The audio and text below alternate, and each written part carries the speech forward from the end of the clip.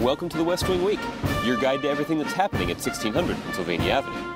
This week, President Obama embarked on a 6-day trip to Europe, visiting Ireland, the United Kingdom, France, and Poland to engage our allies in the region on a host of issues. While overseas, the president pledged support for those back home, affected by devastating tornadoes in Missouri and across the Midwest. Before leaving, the president met with Israeli Prime Minister NETANYAHU and went to CIA headquarters in Langley, Virginia. That's May 20th to the 26th, or Oconus 3, a homecoming of sorts. My name is Barack Obama of the Moneygall Obamas. And I've come home to find the apostrophe that we lost somewhere along the way. On Friday, May 20th, the president welcomed Prime Minister NETANYAHU to the White House to discuss a wide range of issues, including our support for Israeli security, the changes sweeping the Middle East in places like Egypt and Tunisia, and the importance of achieving a lasting peace between the Israelis and Palestinians. We agreed that there is a moment of opportunity that can be seized as a consequence of the Arab Spring, but also acknowledge that there are significant perils as well. And that it's going to be important for the United States and Israel to consult closely as we see developments unfold. Later, President Obama visited CIA headquarters in Langley, Virginia, to personally thank the intelligence community for each of their efforts to find Osama bin Laden and achieve the most significant victory yet in the war to defeat al-Qaeda. As you go about your work with incredible diligence and dedication every single day, I hope all of you understand how important it is.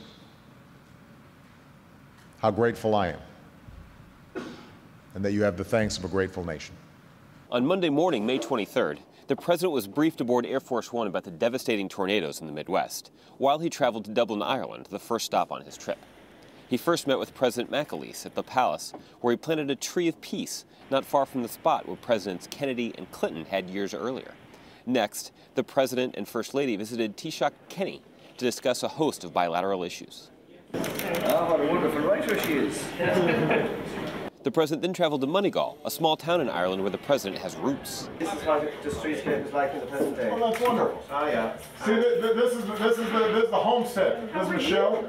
This is all nice to meet you. Wonderful to see you. In Moneygall, the president got a warm welcome and even met his 8th cousin, Henry Healy, outside the Hayes pub, where he enjoyed a Guinness, and the First Lady learned how to pour the perfect pint.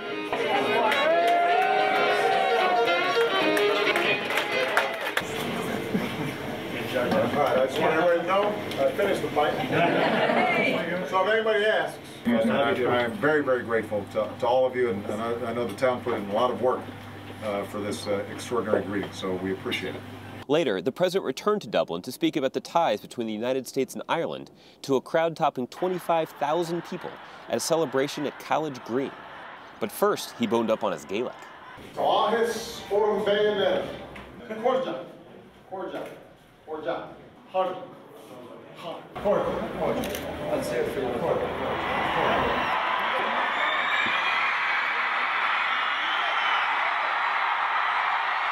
This little country that inspires the biggest things, your best days are still ahead. Think about all that we've done together. Remember that whatever hardships the winter may bring, springtime's always just around the corner. And if they keep on arguing with you, just respond with a simple creed.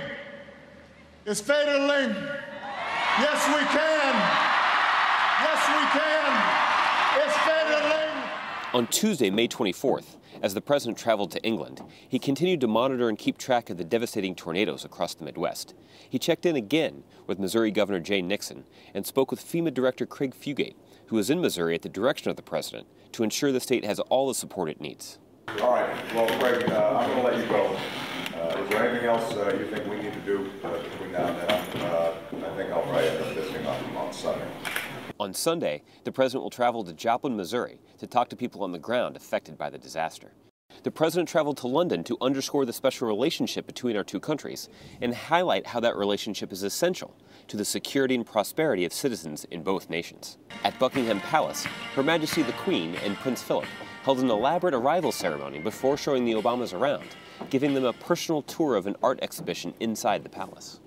The President and First Lady then got a chance to visit Westminster Abbey, a large Gothic church where some of the most significant figures in British history are buried or commemorated.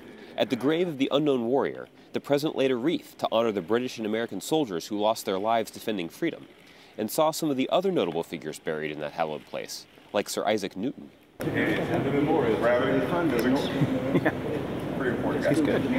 He also stopped by 10 Downing Street to pick up Prime Minister Cameron on their way to Globe Academy in Southwark, where the two got to see some science exhibitions and play some table tennis, known as ping pong in the UK.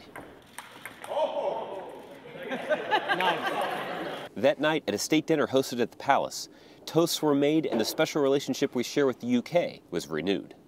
Today, the United States remains our most important ally, and our two nations contribute to the security and prosperity of our peoples and of the world through shared national interests. On Wednesday, May 25th, President Obama went back to number 10 Downing Street to hold bilateral meetings with Prime Minister David Cameron, Deputy Prime Minister Nick Clegg, and number 10 Downing Street's Minister of Mousing, Larry. I think he was a rescue cat, and I think that was part of the issue. Trip director Marvin Nicholson then presented the feline with a gift from the United States. Oh! He likes the mouse, look at that. The President and the Prime Minister also had a barbecue with American and British veterans and service members to celebrate the establishment of the joint UK-US Service Personnel Task Force to support service members and their families as they serve side by side. I'm coming to see if you actually ate the vegetables. I did. I cut the mushrooms off, though. He then headed to Westminster Hall to deliver a rare address to Parliament. The time for our leadership is now. It was the United States and the United Kingdom and our democratic allies that shaped a world in which new nations could emerge and individuals could thrive. And even as more nations take on the responsibilities of global leadership, our alliance will remain indispensable to the goal of a century that is more peaceful, more prosperous, and more just. President Obama went on to travel to the G8 in France, a leading forum of international cooperation across a wide range of issues since 1975. This year builds on that legacy, with economic, political, and security issues at the forefront. In addition to France and the U.S., participants included the UK, Germany, Japan, Italy, Canada, Russia, and the European Union. To find out more information on any of these topics or to see complete videos of these events, go to whitehouse.gov. And thanks again for checking out your West Wing Week.